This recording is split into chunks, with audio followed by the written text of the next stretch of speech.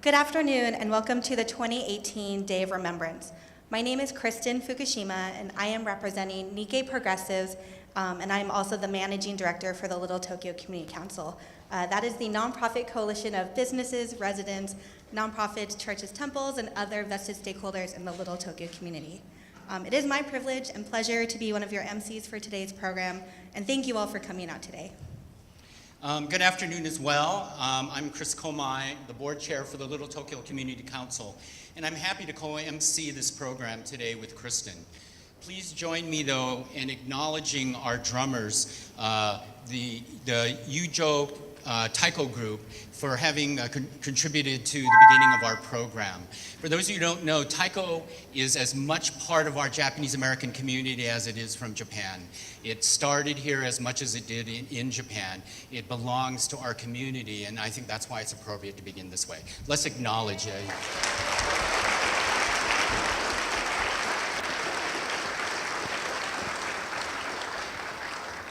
So a couple quick housekeeping things before we get started. At this moment, please silence your cell phones, and please take note of our emergency exits. They are all around you. And also, restrooms are located behind me, and the door is back here and on every level. So our theme for this year's Day of Remembrance is the victory and the unfinished business. It's been 76 years since President Franklin Delano Roosevelt signed Executive Order 9066 on February 19, 1942. It was a decree that authorized the forced removal and mass incarceration of 110,000 people of Japanese ancestry living on the West Coast and in Hawaii. Today we gather to reflect on our community's ability to persevere against the gutting of their civil rights and to reaffirm our commitment to justice for all. My part. We actually rehearsed this yesterday. My grandfather, H. Toyosaku Komai, was the pre-war publisher of the Rafu Shimpo. He loved his adopted country, America, but the FBI came for him on December 7th. Held incommunicado in jail, he was transferred from Missoula, Montana, to Fort Sill, Oklahoma, to Fort Livingston, Louisiana, and finally ended up in Santa Fe, New Mexico. Imprisoned until 1946, well after the war ended, my grandfather was never charged with a crime and never received a trial. A changed man upon his return. He died before I was even born. It strikes me that the lack of due process, of any recourse for an immigrant who chose America as his home, is a tragedy and an incredible waste of a life. Yet despite all of that, my uncle Akira returned and restarted the Rafu Shinpo. Little Tokyo was reborn. Our community regrouped, and eventually we demanded an accounting for its treatment. Thank you, Chris, for sharing the story of your family. I think a lot of us in the room have family stories as well, and I really appreciate that Day of Remembrance provides that space for us to share those. And if you don't have your own personal family story, you clearly have an interest in this experience, so thank you all for sharing in this day with us. After a decade of organizing and fighting, our community won this victory of redress, and the Civil Liberties Act of 1988 granted reparations to Japanese Americans who had been incarcerated through Executive Order 9066. Yet 30 years later, since the signing of the Civil Liberties Act, we have unfinished business.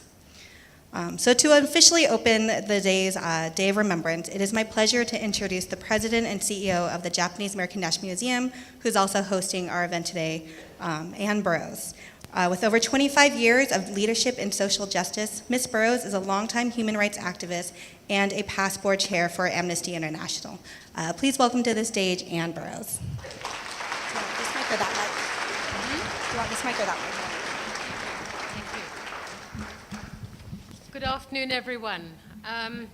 On behalf of our trustees, our governors, our staff, and our volunteers, I'd like to welcome you all here. It's an honor. It's a real honor for us to be able to host this Day of Remembrance 2018 in the year that commemorates the 30th anniversary of the Civil Liberties Act of 1988.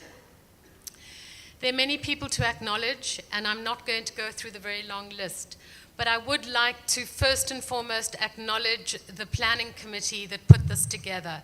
And I'd like to acknowledge the enormous amount of work that you've put in over many, many weeks to bring this program to us today. And I know that the program will be inspiring. I know that it will have the dignity and the solemnity to mark the occasion, but I know that we will leave here reinvigorated in the fact that there is still unfinished business and there is still an enormous amount of work to be done. It's hard to believe in this last year when we look back and we think a year ago we were gathered in this room. It's very hard to think that it's hard to think that the turmoil and divisions in this country could have been even further deepened in this last year than we thought where they were when we were all together again. You know, it's the year in which we've seen Nazis marching unchecked with swastikas and torches through the streets of America. It's a year in which we've virtually closed our borders on refugees. It's a year in which we've seen our neighbors and friends rounded up, separated from their children and families, and forcibly ejected from this country. We've seen the travel bans, and we've seen the talk of the wall, and we've seen how that climate of prejudice and bigotry and exclusion is rising again. It's also a year in which we've seen the truth perverted and bent in service of discrimination and exclusion, and that gathering again of the clouds of bigotry and prejudice. So we know that at this time there is an enormous amount of unfinished business. We also know that in this year of great turmoil, there's also been a time of great coming together, a time of great hope, where people have come together to organize, to think, to re-examine, to look at the challenges that face us and to understand what the business is before us and what we need to do. And of course, for all of us, those of us in this room, we feel the pressures of history, and we understand how important it is to stand for the truth, to stand for the facts, to stand for the truth of history, how important it is to honor the past, to remember the past, but also primarily to ensure that its mistakes and injustices are never repeated. We understand how important those values are that bind all of us. Those same values that spurred the courage of your parents, your grandparents, and indeed many of you sitting in this room to endure the years of camps, the years in camp, the broken communities. We think of the Nisei soldiers who fought to protect freedom while their own families were facing prejudice and discrimination in the camps. We also think of the extraordinary sacrifices of your parents and your grandparents when they came out of camp, what they had to do to stitch their lives together, what they had to do to build that fabric of community. And it's those same values that led me in my youth to join the fight against apartheid in my native South Africa, and to join the struggle for liberation from one of the most unjust regimes of modern times. They're values for which I was willing to sacrifice a great deal, and indeed I did. I served time as a political prisoner under martial law without the benefit of due process. So I understand what that sacrifice is, but I understand how powerful it is when we all understand what the business is that lies before us. So those values are far too important to sacrifice for anything. And I think that when we see what is happening in our country, many of us fear that the fabric that holds us, the fabric that glues us together, is somehow fraying. And we know that we have an enormous amount of work to do on our own, as communities, as colleagues. And what we're doing at JANM this year to reaffirm our commitment to the past, to learn from those lessons of the past, but also to examine the unfinished business. We're opening 2 exhibitions, which I'd like to tell you a little bit about, and I hope that you will come and see them. The first is opening in the middle of May, towards the end of May, which is called What We Carried, Fragments of Memories from Iraq and Syria. And this will be a traveling exhibition of photographs from the Arab American National Museum, which is our sister institution in Dearborn, Michigan. And it'll provide us for an opportunity to partner with the Arab American communities in this region to promote vital dialogue, but also bring the lessons of our own history, of the lessons of history of this country into the present, and to understand again how we can learn from that. And then in early August, in our final gallery of Common Ground, we'll present Reaffirmed Commitment, the 30th anniversary of the signing of the Civil Liberties Act of 1988, which for us will be a renewed examination of that very significant event in the long campaign to seek redress. And I know that we will call on many of you in this room to guide us as we put that exhibition together, and we will certainly call on many of you to participate in our programming. So there's much for us to look forward to at JANM. There's much for us to look forward to as a community in this year as we carry on the spirit and the resolve inspired by this day. And I look forward to seeing all of you here frequently. Please come often during the next year. Thank you so much.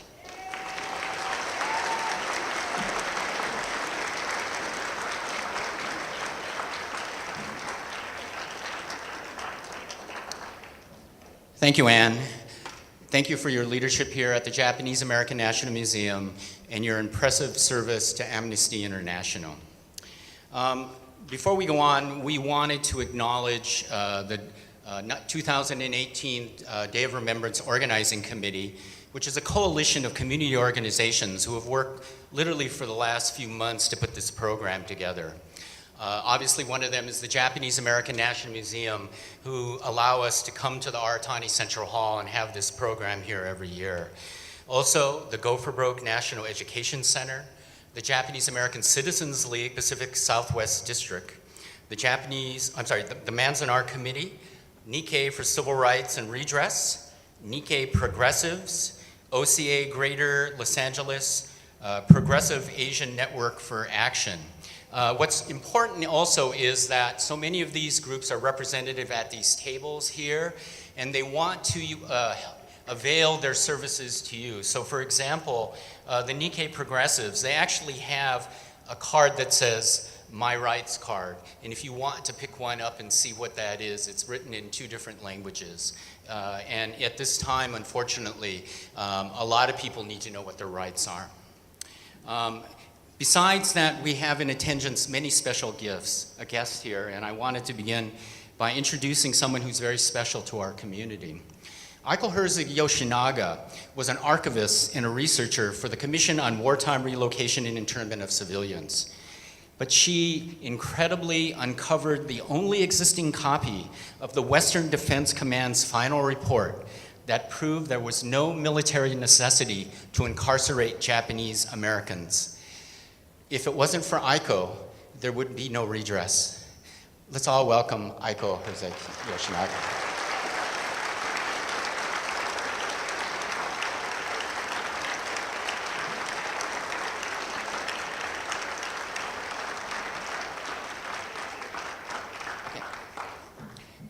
Okay, I wanted to acknowledge also some representatives here from other groups and other organizations. We have the All Camps Consortium here. We also have a contingent from the National Park Service, including is this Leatherman or Leatherman? Bernadette Johnson and Alyssa Lynch. Could you all stand and wave here? This is National Parks.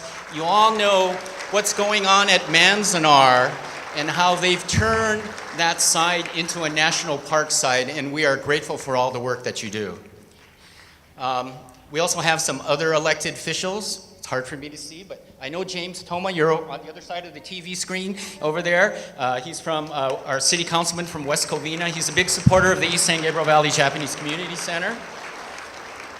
We have Jean Kanamori here, who's a governor here at the Japanese American National Museum. Hello, Jean.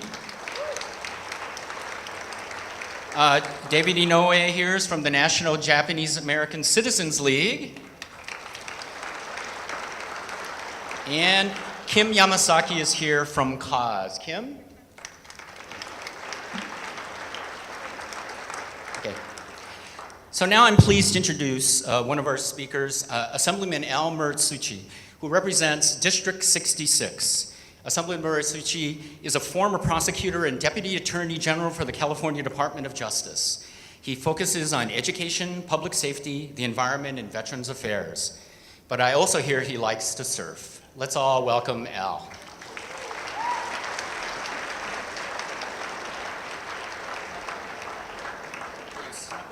Yeah, thanks. This is after.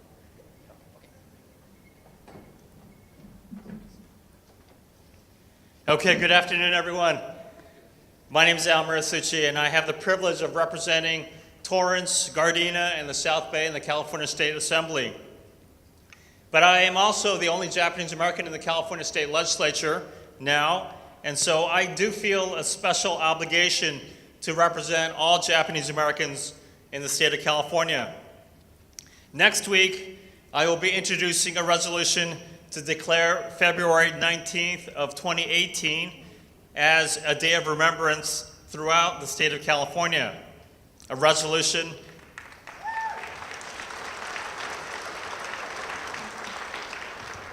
This is a resolution that I have introduced every year that I've served in the state legislature, and that I will continue to introduce as long as I serve in the state legislature.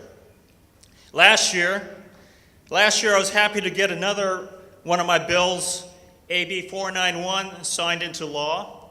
This law allows the Civil Liberties Public Education Program to encourage the teaching of the lessons of the Japanese American incarceration experience by connecting our community's experience with the experience of Muslim Americans, of Dreamers, and other communities, so that the rest of America can learn from the Japanese American experience.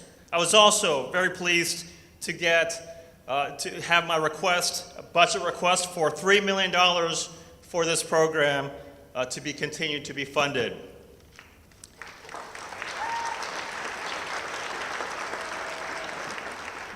This year's DOR, Day of Remembrance, is special for all of us, including myself, because this is the 30th anniversary of the passage of the historic Civil Liberties Act of 1988.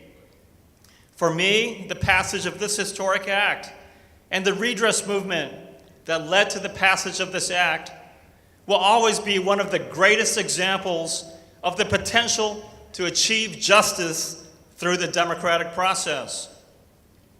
30 years ago, I was just a college student at Berkeley, but I will always remember my very first DOR, Day of Remembrance. It was 1987 in San Francisco, in the Japantown in San Francisco, and that's where I first met Tsuyako Sachs Kitashima. Sachs looked like a typical Issei, a tiny lady probably around her 70 by that time, with a beautiful, I remember she always had a beautiful head of white hair, all white hair. She was a nice lady, but for anyone in this room, and I'm sure there are many people in this room that have met her, she was a fighter. And as a former internee, she was fighting for redress. I will always remember Sachs as a symbol of the redress movement, of what we can accomplish when everyday regular people stand up and come together to fight for justice and for a better world. I hope today's DOR will inspire all of you, as it always does for myself, to keep fighting for a better world, just as I was inspired 30 years ago. I would like to, at this time, present this framed poster. I'm distributing this to all of the offices in the California State Legislature and the Governor's Office to commemorate the Day of Remembrance for the state of California. This will be displayed throughout the state capitol, and I would like to present this to Kristin. Thank you.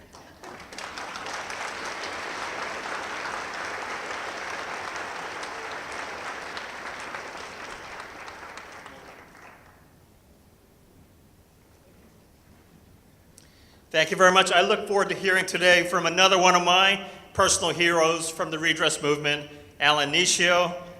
And I want to thank all the organizers for today's event, for organizing this, and for bringing us all together every year. Thank you very much.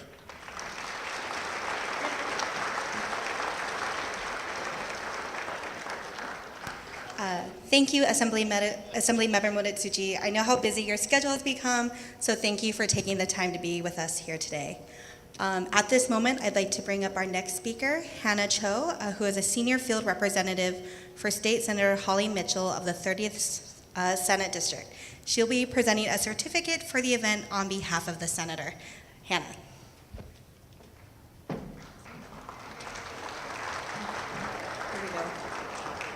Hi, good afternoon. That was terrible. Good afternoon.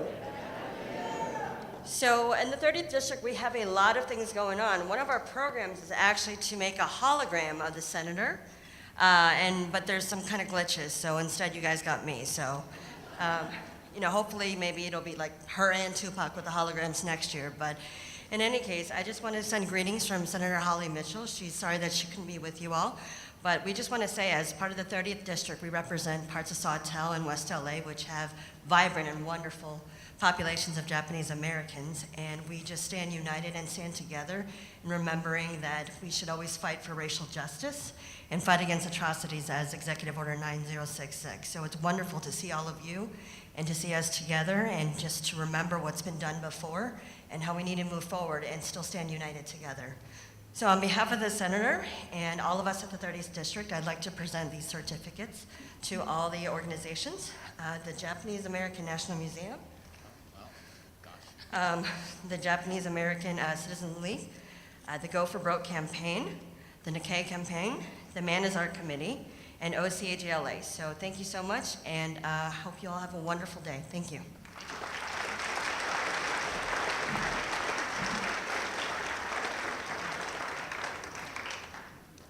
Thank you, Hannah, for being here on behalf of Senator Mitchell. We'd also like to note that Congressman Ted Lieu could not make it because apparently something's going on in Chinatown right now. I don't know if you guys have noticed. Don't go over there right now. The traffic for Chinese New Year is incredible.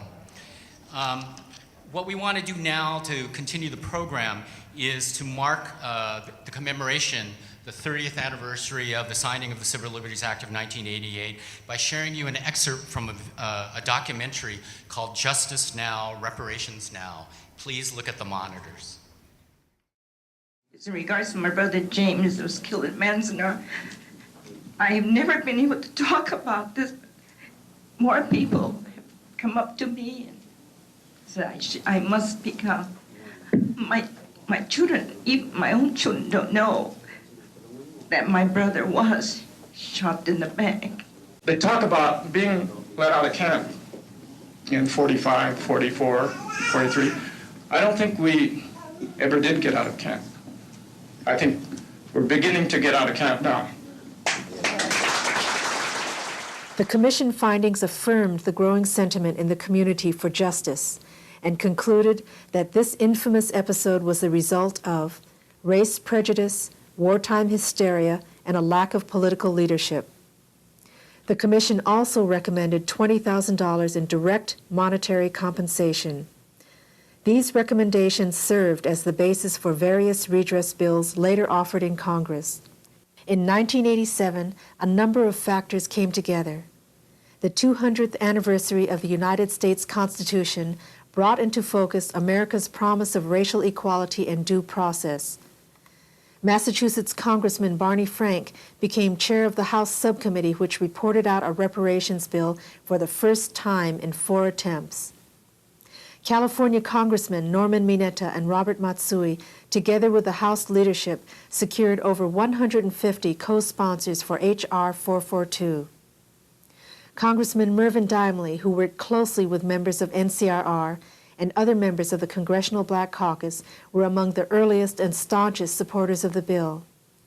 And Hawaii Senator Spark Matsunaga personally secured the co-sponsorship of 3/4 of the Senate. In a most critical period, July 1987, NCRR led an unprecedented lobbying delegation of 140 people to Washington, D.C., just weeks before the House floor vote. This grassroots delegation, having confidence in themselves and knowing justice was on their side, created an emotional impact that could not be matched by any professional lobbyist. And the real issue here today is an issue of fundamental principle. How could I, as a 6-month-old child, born in this country, be declared by my own government to be an enemy alien?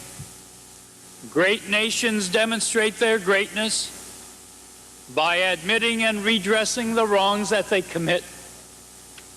And it has been left to this Congress to act accordingly. On the 200th anniversary of the signing of the Constitution, the House passed H.R. 442 by an overwhelming 243 to 141 vote. In April 1988, the Senate passed the bill by a 2/3 margin. On this vote, the yeas are 67, the nays are 27, and H.R. 442 as amended is passed.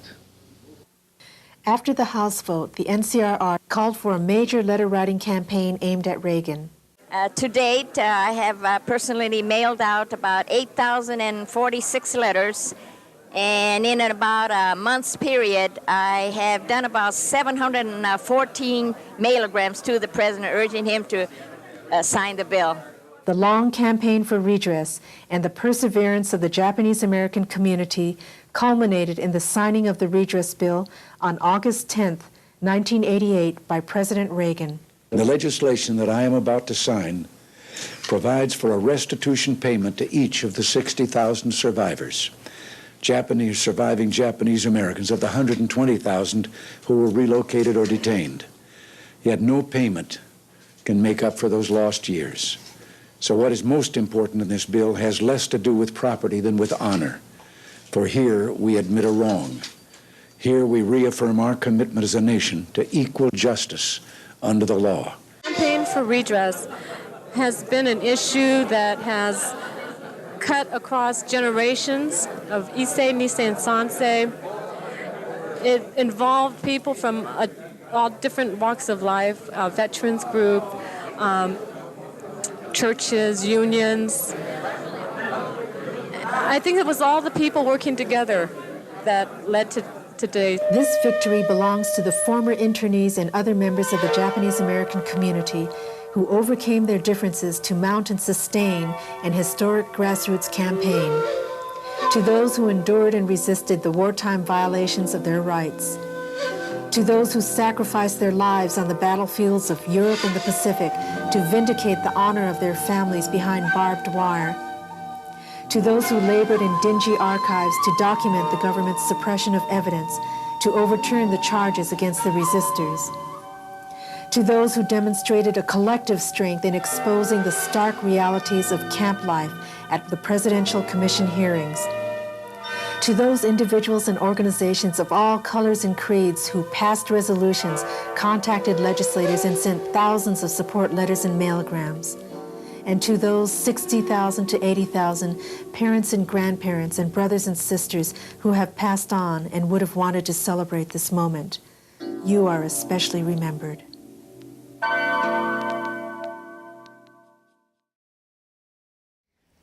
We just watched an excerpt from the documentary Justice Now, Reparations Now, a film by Nikkei for Civil Rights and Redress, or NCRR.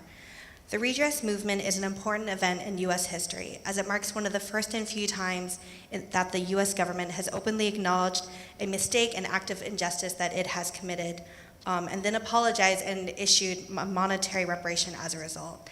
And of course, it is also a monumental moment in our own Japanese American community and history, as it was a time when Japanese Americans and our allies came together to collectively fight for the injustice that was faced during World War II incarceration. Through the decades of long work from activists and in our community, camp survivors spoke up and gave voice to this trauma and pushed our community to finally begin healing from this devastation. It showed us that when the community comes together in one voice and spirit, we have the power to make the leaders of this country listen and make impactful changes towards justice and the democratic ideals that this nation values. And then as a Yonsei, I had heard of redress growing up, kind of vaguely, right? I knew there was an apology, but it wasn't until I was much older that I really began to understand just how much this effort really took and how much time it took. And really just how significant it is that elders in our community, folks who went through this trauma, were able to really talk about it and have that chance to speak about it at the hearings. And so thinking about that as an organizer, as an activist, how long 10 years can seem in campaigns, it really is incredible that we were able to get those hearings and then finally the actual passage of the bill and the signing of the Civil Liberties Act. So this is something that I always like to talk to younger people about, that things like this do take time. It does take our communities together, but really with the strength of our entire community nationwide, we are able to get things done.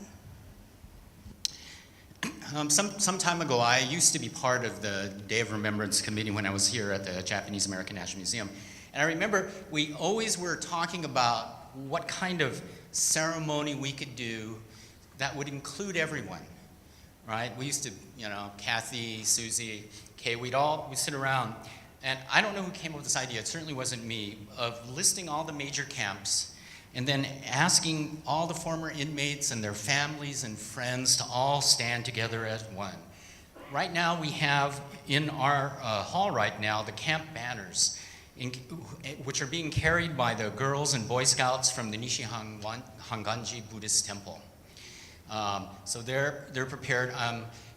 What we all have to remember is our history is still here in Little Tokyo. It all happened right here. In 1942, the site that's directly across the plaza from us was an assembly point where Japanese Americans reported before being sent to the Santa Anita racetrack or the Pomona Fairgrounds. From here and throughout the West Coast and Hawaii, over 110,000 Japanese Americans were forced to leave their homes to be sent to 10 American concentration camps and dozens of Department of Justice camps. So before we go into the camp roll call, we do want to acknowledge some very honored guests that we have with us today. Former incarcerees and camp survivors, injustice resistors, and veterans from the all Japanese American military units, the 442nd Regimental Combat Team, the 100th Infantry Battalion, and the Military Intelligence Service. Will all camp survivors and World War II veterans, if you can, please stand and be acknowledged. Please join us in applauding our special guest.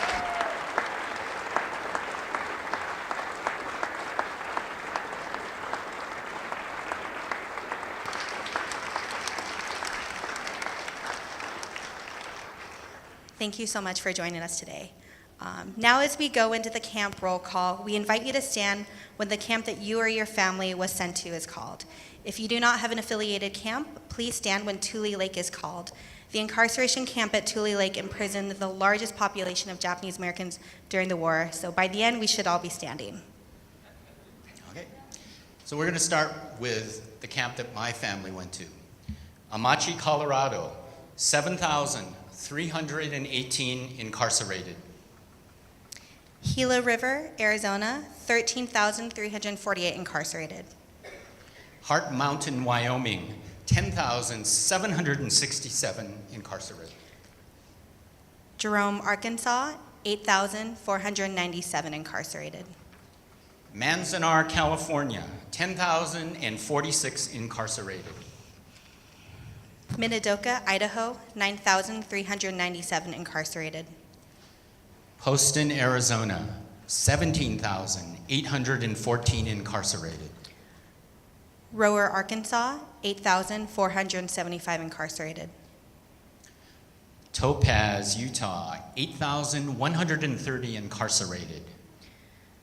Tule Lake, California, 18,789 incarcerated.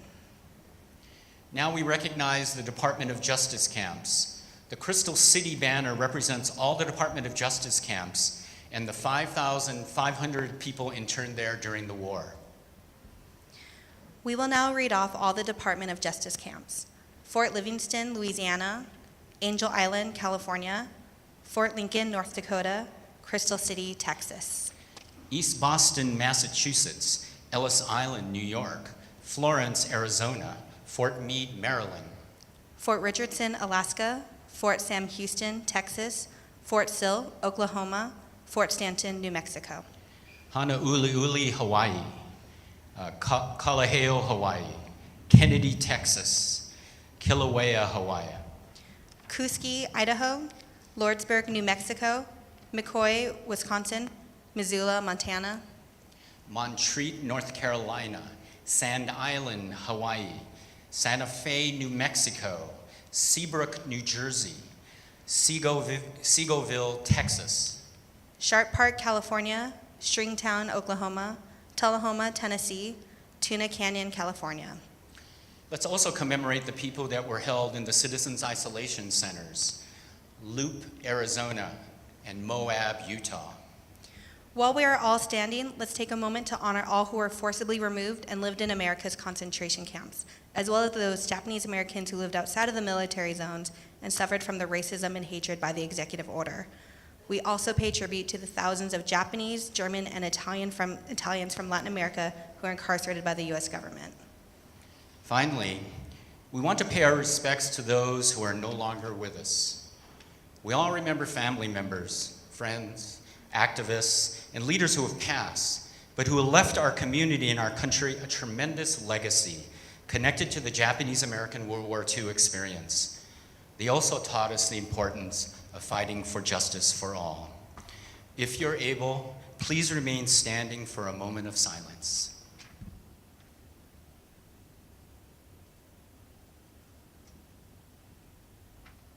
Thank you, everyone.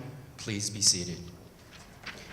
And let's thank our banner volunteers, the boys and girls, scouts from Nishi. These banners are great, by the way. Take a look at them. The detail on them, they are really tremendous. Thank you, everyone.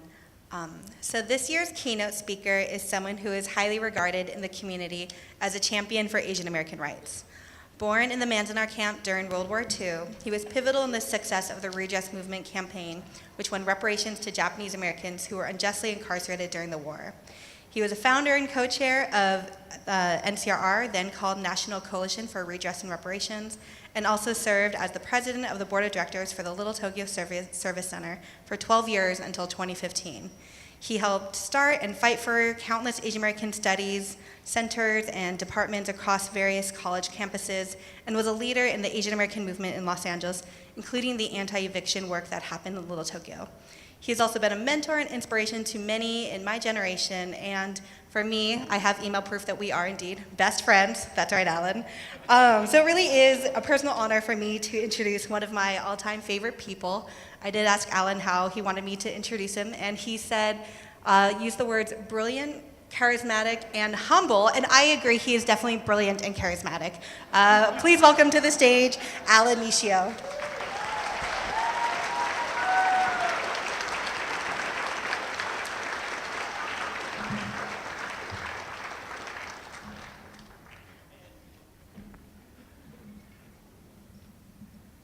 Good afternoon, everyone.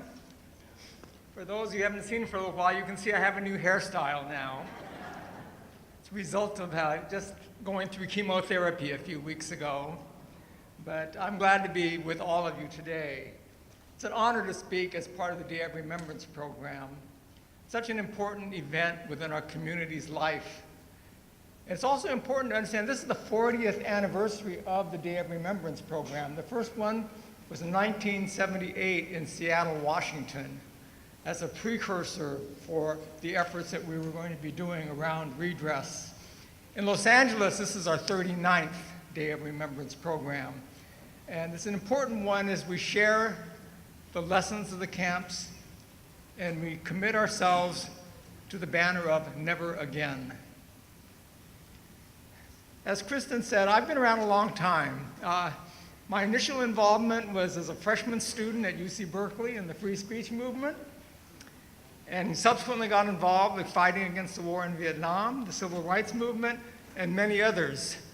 But basically, 2018 represents a 50-year anniversary for many of those involvements. And so I am very proud to be able to look back at this engagement and this involvement.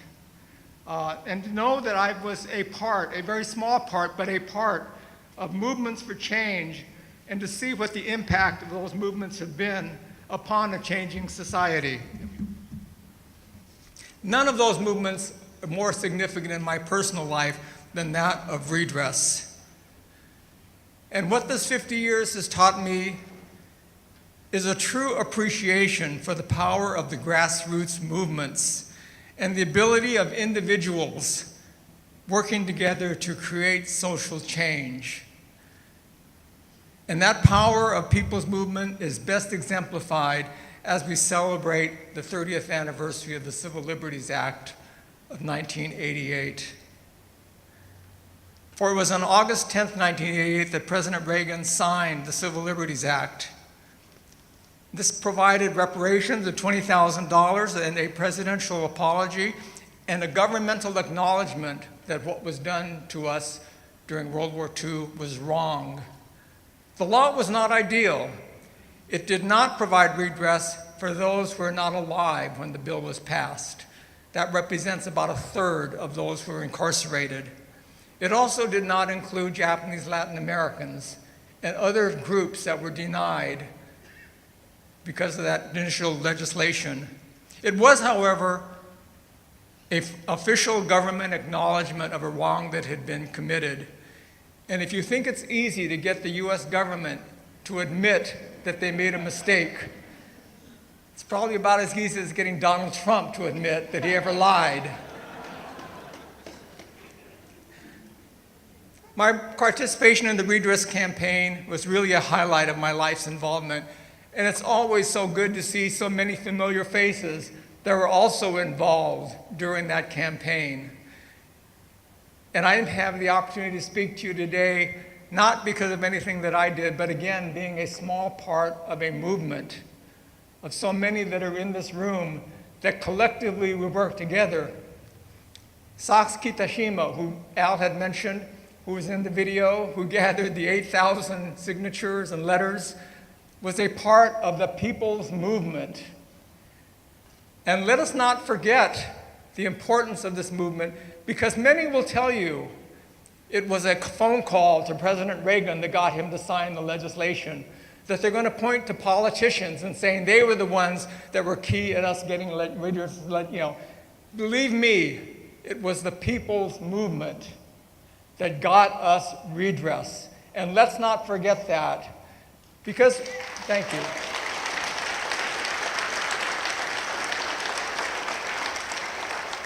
Because we live in a time when the media, the government, many want us to feel powerless.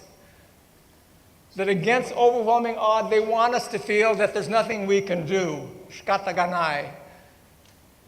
But the Civil Liberties Act affirms that there's a lot we can do, and never underestimate the power of an individual that is committed to ideals when they work together.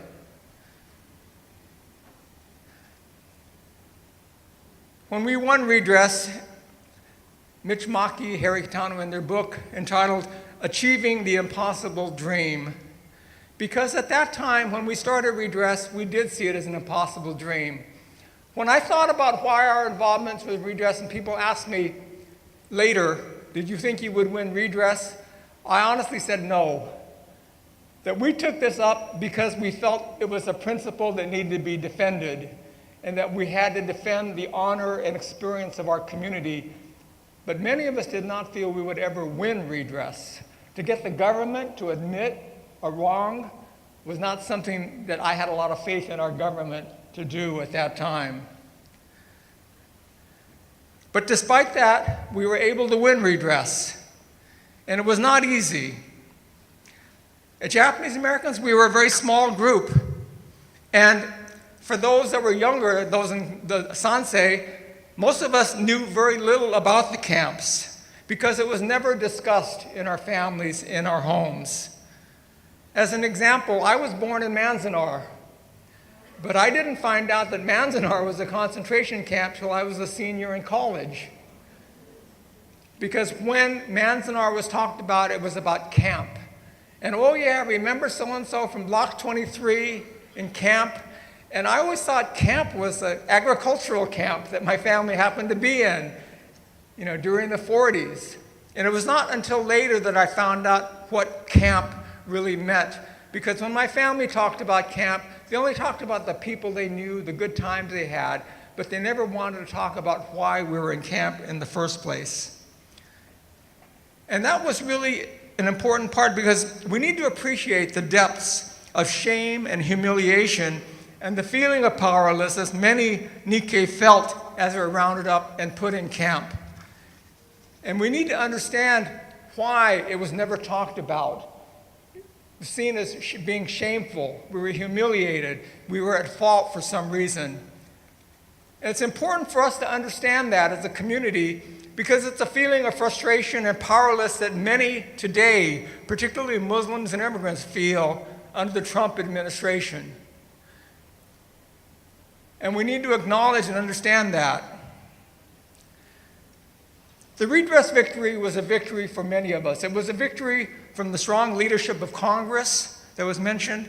It was a victory of the legal efforts that had been done. Many had been triggered by Aiko Hertz Yoshinaga's efforts, that overturned the rulings on the Hirabayashi, Korematsu, and Yasui cases. But most importantly, it was the community coming together and a grassroots movement that arose from that. You saw some parts of the commission hearings, and we need to understand how instrumental that was. For many that testified, this was the first time that they ever had talked about their experiences in camp. And from that moment, that became the conversation at dinner tables and families that had never talked about that time. But it became something that we could talk about. And it became very important because the feelings of shame and embarrassment turned into feelings of righteous indignation and anger, and turned to a fighting spirit that understood that what happened to us was wrong, and we needed to take the efforts to make it right. And that was our community coming together. As we look through the lens of history today, we understand the importance of redress. It's really important to understand what we would look like as a community if we had not achieved redress. Can you imagine where we would be if redress was not passed, if the government had not admitted that a wrong was committed? Many Issei and Nisei who had passed on since now would have died without a sense of redemption and a sense of their lives were disrupted not for any fault of their own. The incarceration would have remained a little-known chapter in U.S. history, and the revisionists would continue to insist that we were put in camp for our own protection or because our loyalty could not be assured. And most importantly, the incarceration would not be cited as an example of what can go wrong when a group is scapegoated and their rights denied under the guise of national security.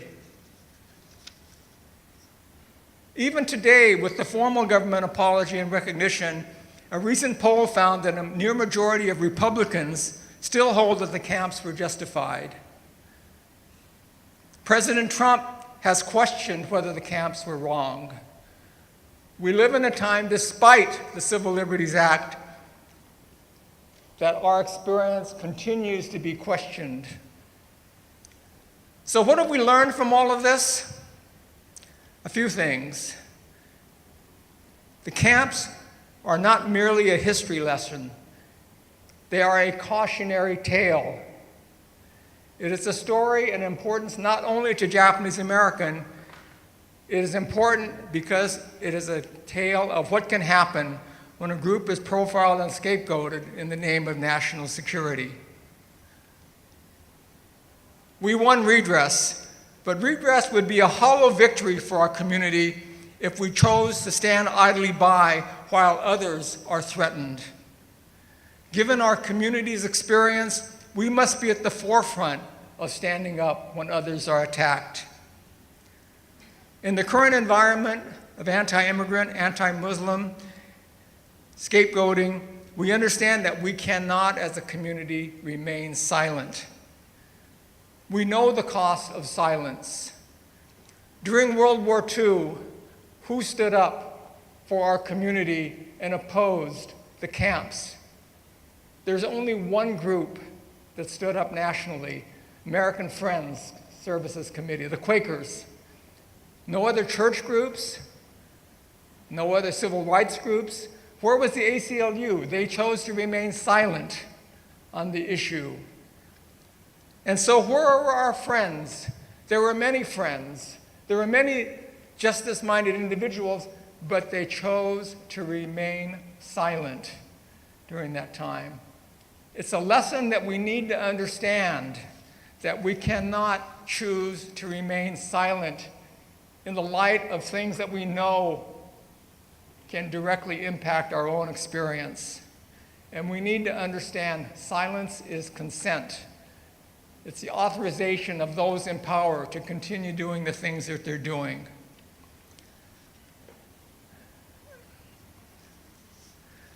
The incarceration of Japanese Americans did not happen just overnight. It is a result of years and decades of discrimination and racist laws that impacted our community. And we need to understand that it takes small steps of eroding the trust against various groups that leads to things like this. This is a critical time in the US, and I've said that in many times. We're in 2018. And being a product who lived through the 60s, I understand the 60s was an important time, but I think 2018 is a more critical time for what our society is facing. Because we hear the hateful rhetoric directed toward women, immigrants, and people of color. We see the rising incidence of hate violence, scapegoating, disdain for civil liberties. And we find ourselves when this is all being questioned, and I would argue with all of you now, 20 years from now, we're going to look back at 2018 as a turning point in this country's future.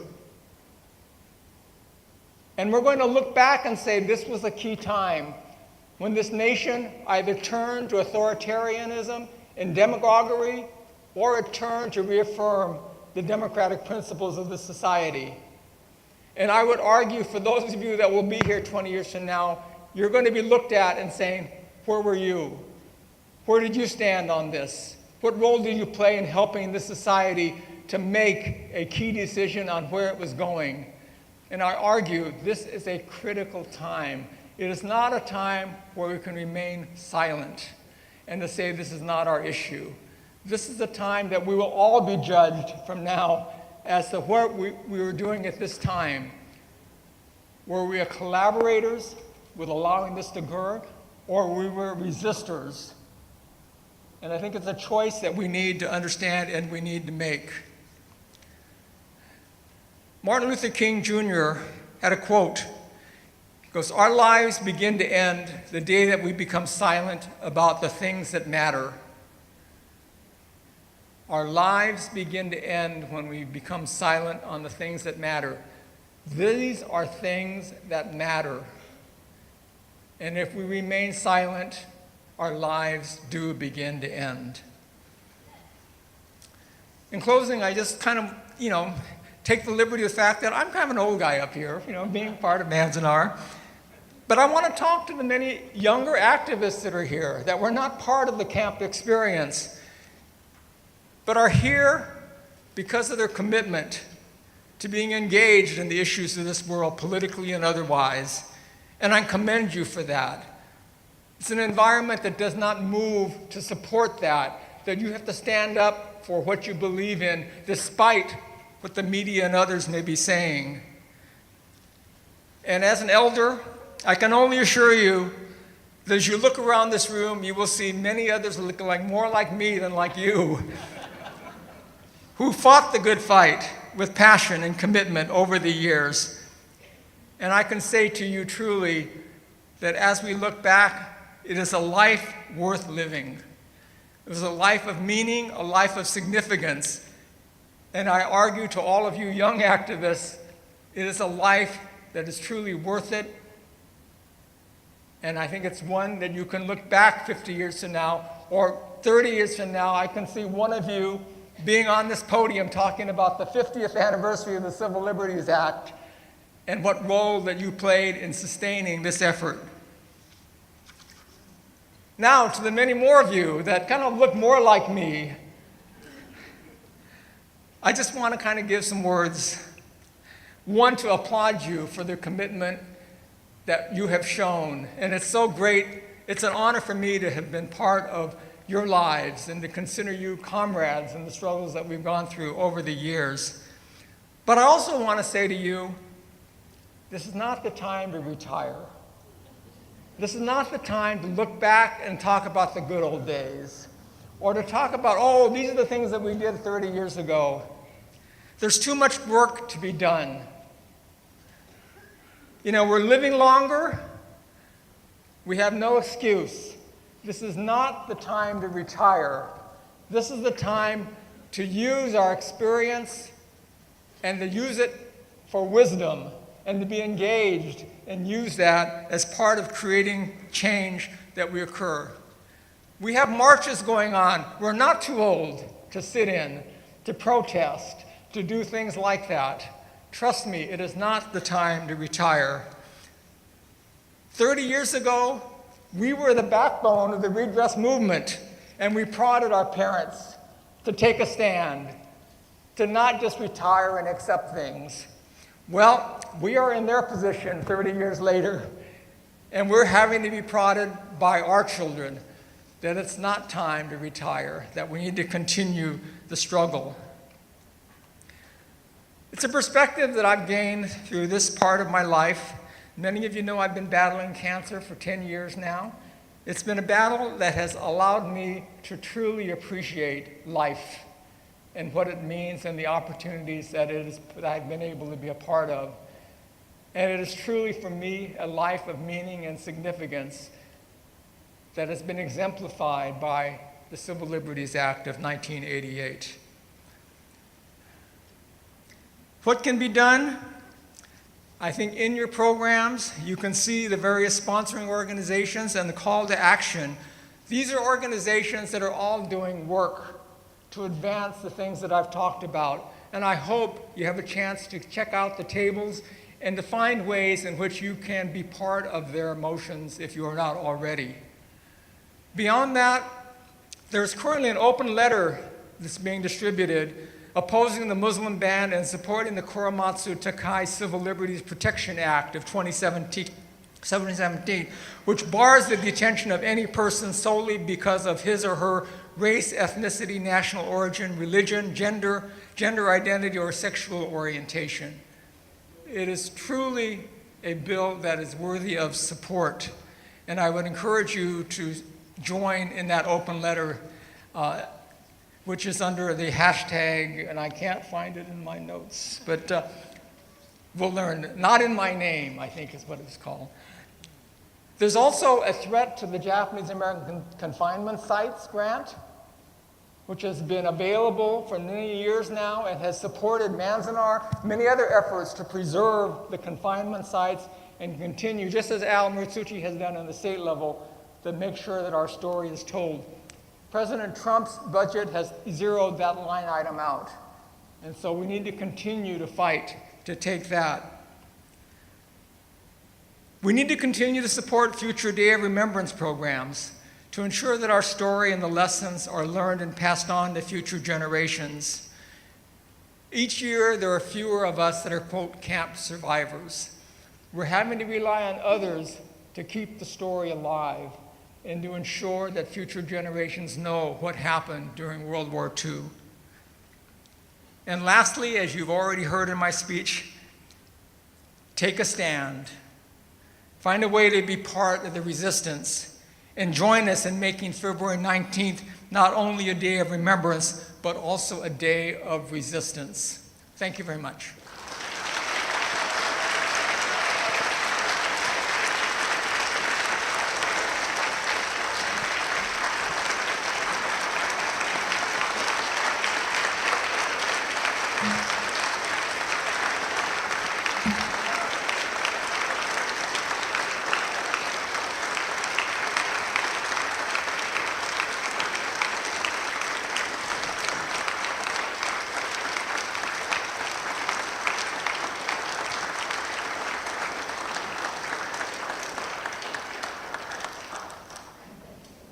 Thank you, Alan.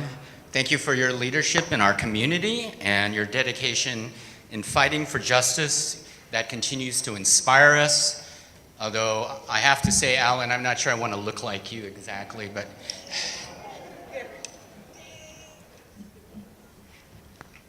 our next speaker is one of the young people that Alan was addressing. He's a student leader who placed first in the Manzanar Committee Student Awards Program, addressing the themes of a 1942 Rafu Shimpo article titled, "Keep Our Families Together." You can see it here on the podium, should be on the monitors there. That article was written in the Rafu Shimpo on February 23rd, 1942. Executive Order 9066 was signed on February 19th. In this case, our student speaker has masterfully connected the similar feelings of fear and triumph in 1943 to our immigrant communities today. We're fortunate to have him read his essay about how the stories of the past remain relevant. But due to our current political climate, the student and his family wishes for his name and his image to remain anonymous. Please refrain from taking photos. We ask that you listen. I'm sure he'll be happy to talk to you personally afterwards, but we just want to respect the wishes of him and his family, so let's all welcome our student speaker.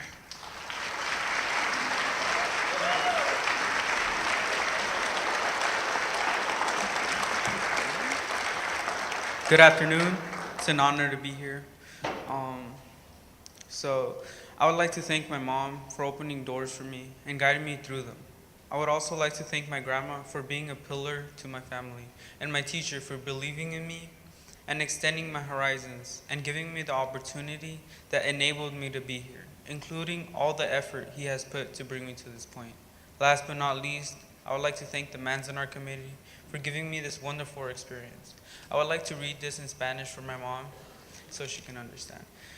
Mamá, te quiero dar gracias por abrirme las puertas y guiarme por ellas. Te quiero dar gracias por darme estas oportunidades. Le quiero dar gracias a mi abuela por ser el pilar de nuestra familia. Gracias. Thank you.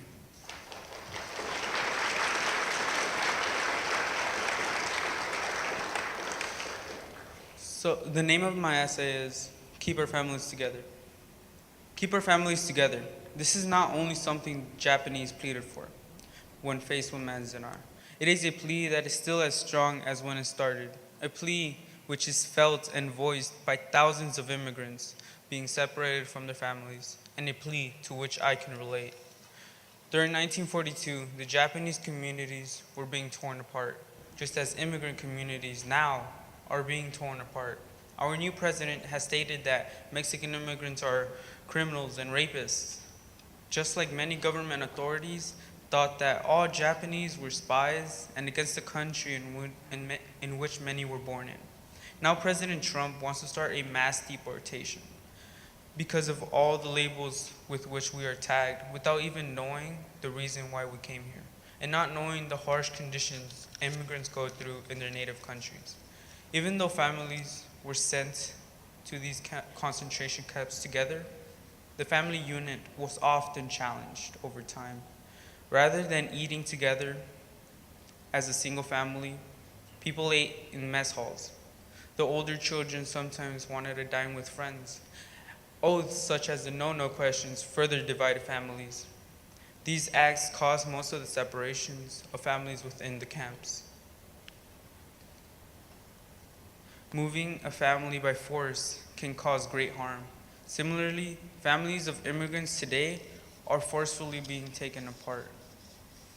My uncle came to the USA for a better life. After a while, he started a family and had wife and children. One day, the immigration patrol came and took my uncle away. In those moments and trials to his spirit, my uncle was deeply dejected. During the deportation process, my uncle lost contact with his wife and children. The second time he crossed the border, he arrived horribly malnourished. My uncle came to his destination full of cactus spines on his feet and back. When he arrived, he explained the excruciating journey he had endured. My uncle always wondered whatever happened to his family. He moved north to work as a picker in the fields. Little by little, he rebuilt his life. He met a nice and smart woman and got married. My uncle is still trying to his best to locate his children so he can be reunited with them. The government's immigration policy often causes a separation of immigrants' families because they think they're doing the right thing, even though they're doing wrong. Even though they don't mean to split families apart, they do. Children who do nothing wrong often pay a brutal price. No matter what ethnicity you are, never let yourself be labeled with something you know isn't true. The Japanese Americans weren't at all what the government labeled them as. And they didn't let themselves be identified as that, nor should you let yourself be identified by the labels others put on you. Families should always be kept together, because no matter how diverse our country becomes, the family unit will endure and fill our lives with love and strength. Thank you.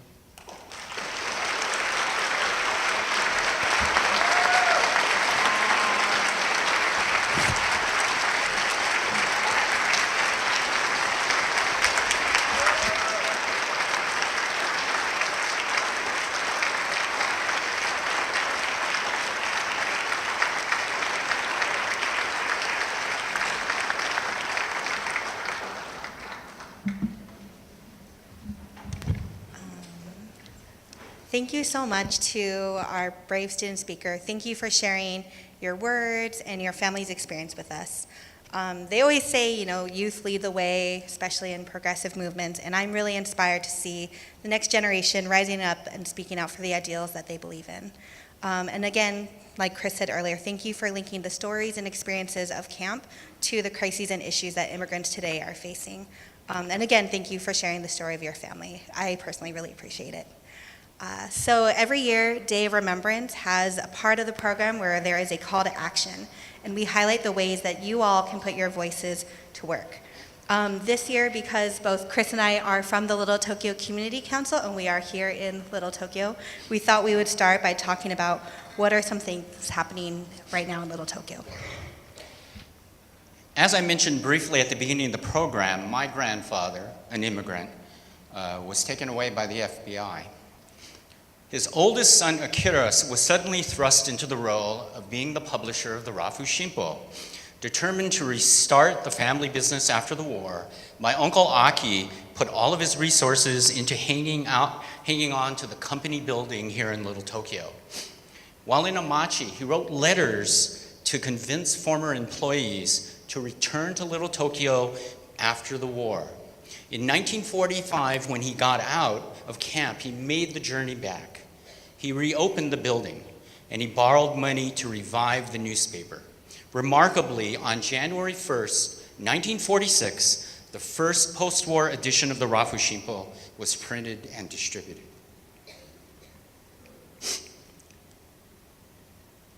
That story makes me proud,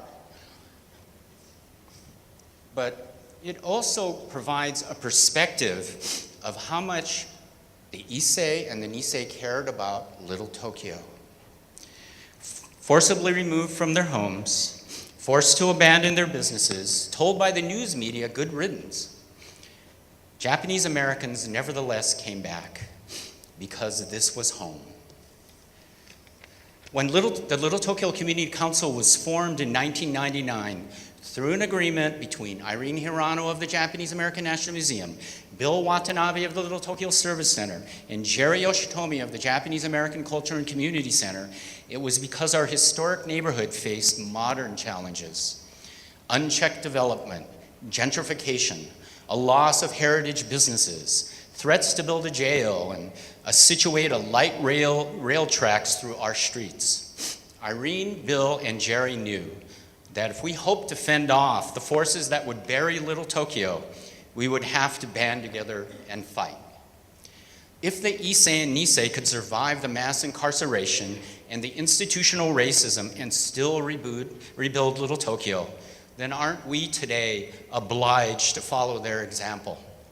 That's why I am a member of the Little Tokyo Community Council Board, and why we're asking all of you to join us to fight the good fight for Little Tokyo, because this is home.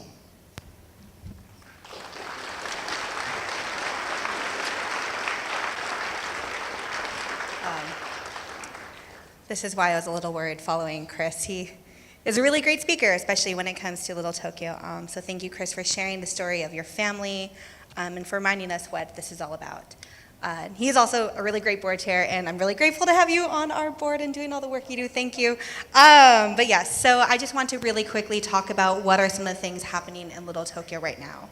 As Chris mentioned, the Little Tokyo Community Council and all our many community partners continue to organize and mobilize to fight for Little Tokyo and our future. As you may have noticed, we are undergoing a number of changes right now. Just across the street, there is construction for the incoming regional connector. When it opens, it is anticipated to be the second busiest transportation hub in all of the Los Angeles region. For folks who have been coming here for a number of years, it may not even look the same to you. You may not even feel like this is still the place that you think of as home or as Japantown. But like Chris said, this is still home, and Little Tokyo is still here. Like, we're still here. So I hope that you think about, what does it mean for you to be part of this community? And remembering, it is the 30th anniversary of Redress, and I feel like one of the stories is how did people come together to fight for our community? And that is still needed today. In fact, many of those redress organizers and activists are still part of the Little Tokyo community, continue to fight for it. I myself am very lucky to have been raised in community by many of them and really take their lessons of organizing and fighting for the community to heart. So yes, we do need all of you. We need the strength of our community to continue ensuring the future of Little Tokyo. Metro is not just planning this regional connector, they are also looking at future transit lines that would go through Little Tokyo. And yes, public transit is great. I'm a big fan of it, but of course we need to make sure that it does not come at the cost of our historic 134-year-old community. Little Tokyo is the second oldest neighborhood in all of Los Angeles, and we are one of 3 remaining historic Japantowns left in the entire country. That is officially recognized. Of course, there are other neighborhoods with the identity of a Japantown. But as all these changes happen, we see the cost of land skyrocketing. That means we see new property owners, new developers coming in. We are losing a lot of our historic legacy small businesses. And it is very scary. I think for a lot of us who are here all the time, we feel that anxiety. But at the same time, I think that this is the moment for our community to come together, to remember the lessons of redress, and think about how do we want to come together to continue to fight for the future of Little Tokyo. And so there are lots of things that you all can do to be a part of this. You can definitely join the Little Tokyo Community Council. We have meetings all the time, as people who come to them would definitely nod with me right now. We also have initiatives like Sustainable Little Tokyo, which is an initiative, it is a coalition of different organizations fighting to sustain Little Tokyo for future generations. We also have very specific projects, like we are fighting right now for this very block we're on, First Street North. If you walk out and want to visit the Go for Broke monument later, you'll notice that this monument is in a sea of parking lots. That parking lot is one of the most highly coveted pieces of land in all of LA for developers, and we want to make sure it's developed for Little Tokyo by Little Tokyo so that we can ensure it as an anchor for our community moving forward. So be part of this movement. Talk to me if you want to be more involved in these Little Tokyo things. If you'd like to support in other ways, because maybe it's hard to get to downtown on a weekday, you can come to our dance next week. You can support us in other ways. You can definitely donate. There are countless organizations in Little Tokyo, and all of us are doing what we can to make sure our community is here for another 134 years. So I hope to see you all as part of this movement. This is just part one of a second piece of call to actions. I'd now like to bring up some of our Day of Remembrance committee members. Vivian Matsushige of PANA, or the Progressive Action Network for Asian Network for Action. Richard Katsuda from NCRR. Stephanie Nitahara from JACL, and Carrie Morita of Nikkei Progressives. If you could please come up here and share some of the ways that folks can get involved in the fight for justice.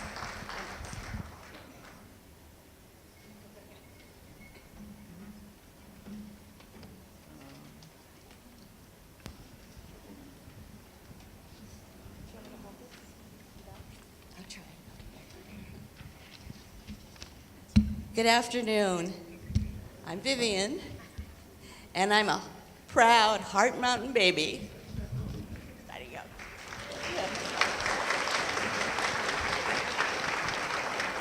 And Alan, you're so right. I'm still kicking and not stopping. We are living in a very troubling time, and more than ever before, more people feel the urge to do something. But at the same time, we may feel discouraged, perhaps even hopeless and alone. It's true, we cannot do it alone, but we are never alone. The passing of the Civil Liberties Act of 1988 was not the result of one person, as Alan had said. Many humble, ordinary citizens who were steadfast and relentless over 10 years fought and finally forced the United States government to right a wrong and accept its failure to uphold the Constitution. I don't think we can say it enough. Last week, February 6th, the City Council, the City of San Gabriel,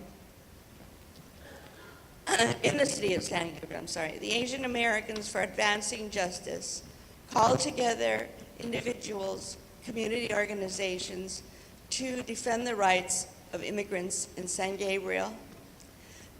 The San Gabriel Chief of Police signed an MOU to collaborate with the Immigration and Customs Enforcement, known as ICE, without the knowledge of the current City Council. I, as an individual and as a member of PANA, joined an estimated 300 people and as one of 100 who spoke before the council to demand that this MOU be rescinded. After a very long evening, the City Council voted 3-2 to rescind the MOU.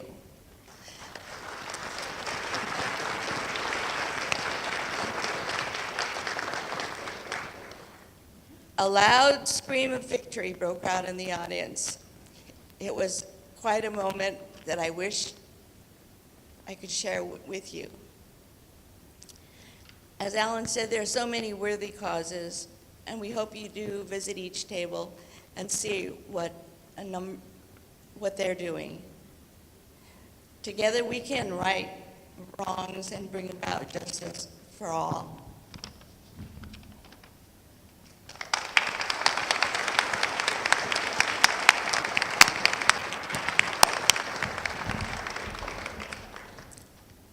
When we talk about the unfinished business of redress, we must talk about a certain failing of the Civil Liberties Act in 1988.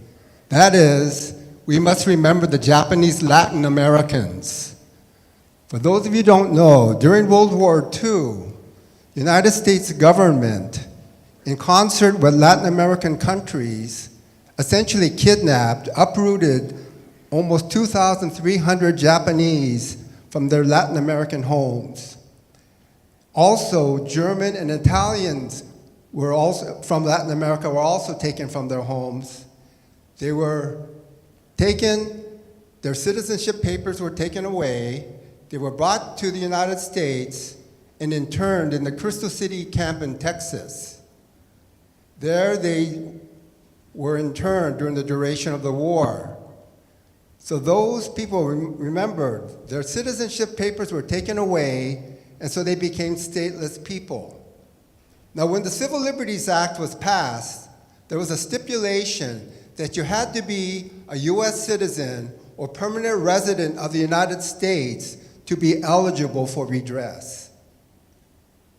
So in the 90s, when Japanese Americans were receiving their just, well-deserved redress and reparations, Japanese Latin Americans were getting denials of the redress claims.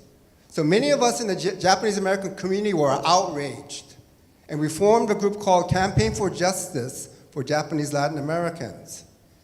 And then we formed in 1996, and 2 years later in 1998, after a lot of fighting with the US government, Department of Justice, we were able to secure a settlement for Japanese Latin Americans for the amount of $5,000 reparations for each individual. As you all know, that's 1/4 of what Japanese Americans received during World War II. So, as you know, that is outrageous.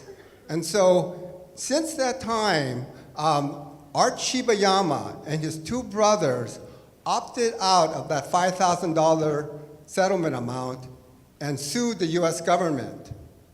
They were unsuccessful, but they kept up the fight. In March of last year, Art made a presentation to the Inter-American Commission on Human Rights of the Organization of American States, calling for equity and redress and acknowledgement by the US government of what they had done to the Japanese Latin Americans. And so he's keeping up the fight. And so the Campaign for Justice for Japanese Latin Americans is still hoping that we can get redress equity for Japanese Latin Americans. And so we hope that you will get involved. And if you go to the JANM table, there'll be information on how you can support the petition on Art's behalf and also kind of keep up the fight for Japanese Latin Americans.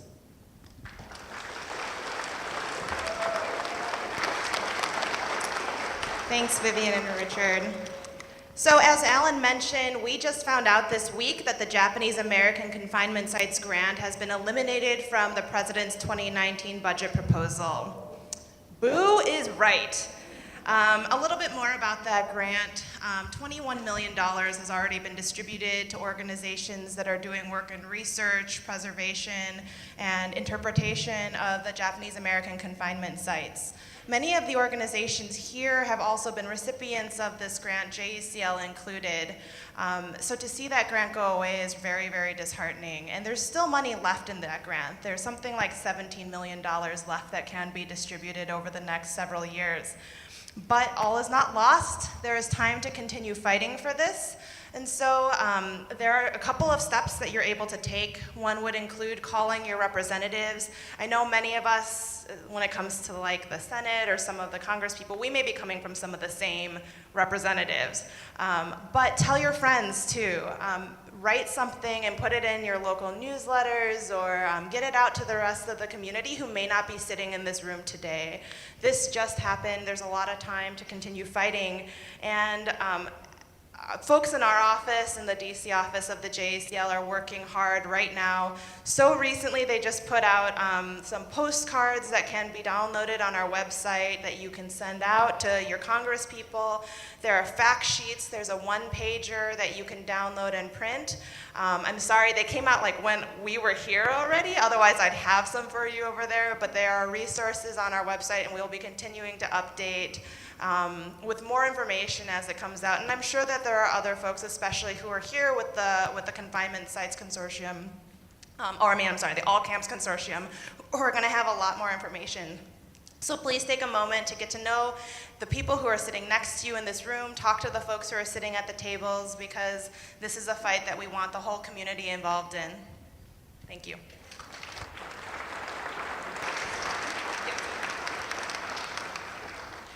People of color's rights are under attack. What do? Stand up, fight back.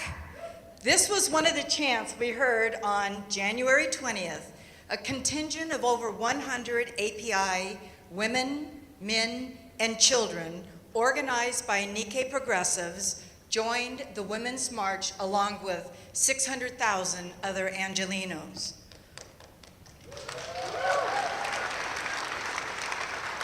Our API voices have also been heard at LAX, at marches, at rallies around Southern California, including right here on the steps at JANM. On March 3rd, there will be an International Women's Day March and Rally with a contingent, once again, from the API communities. In this call to action, we invite you to join our contingent. Our meeting place will be at ISO Plaza on the corner of First Street, where San Pedro becomes Judge John Iso Street, just one block up. The meeting time will be at 11:30 a.m. Saturday, March 3rd. And on page 9 of the program, there is a Facebook page and email address for Nikkei Progressives. Updated information will be found here right before the march. Please bring posters, noisemakers, and be ready to make some noise. We are here at Day of Remembrance because we continue to celebrate what grassroots organizations and communities dared to do: stand up and speak out. Please join us.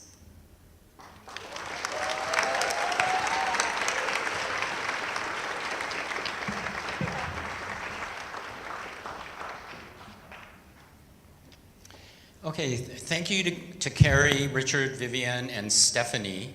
I did want to mention George, wave your arm back there. He ran up to me and said that he's concerned. George sits on the Historic Core Neighborhood Council, which is something that the city of Los Angeles does. But there is a movement within the HCNC to change what is considered Little Tokyo. And speaking of what Kristin has talked about, those of you who know, the borders for Little Tokyo don't exist. Little Tokyo, for some people, goes all the way from here to the LA River, goes all the way down San Pedro Street, where the Gardeners Federation is. And there's always this movement to confine us back in or take something away. So George says there's a meeting coming up in March 13th, and he's looking for support for that sort of thing. So that's one more activity you can get involved in if you want to help. The Manzanar Committee wants you to know, not surprisingly, that the 49th Manzanar Pilgrimage will be happening on Saturday, April 28th, 2018. And of course, every year it gets bigger and better. So lastly, I'm going to conclude the program. Whether you march in the streets to protest or call your elected officials or sign an online petition, there are many actions that you can take so your voice is heard. Our democracy requires it. One person can make a difference. Look at Rosa Parks or Gordon Hirabayashi.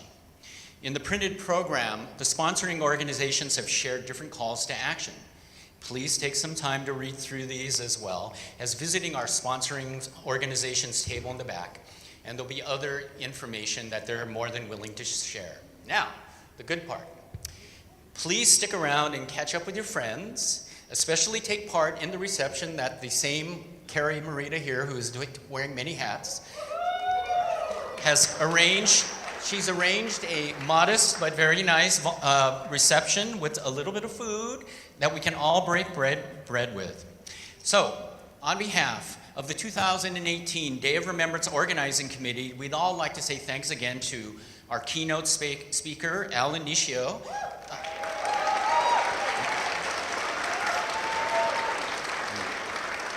You should charge to speak next time. Assemblyman Al Muratsuchi over there. Thank you, Al. Our Boy and Girl Scouts who came over from Nishi. And those great banners. I really think those are great banners. Our endorsing and sponsoring organizations. And then finally, thanks to all of you for coming out today to make this program special for all of us. We hope that you will all continue to speak out against injustice and show your resistance, just as those who have spoken out today. Thank you very much, everyone. We'll talk to you later.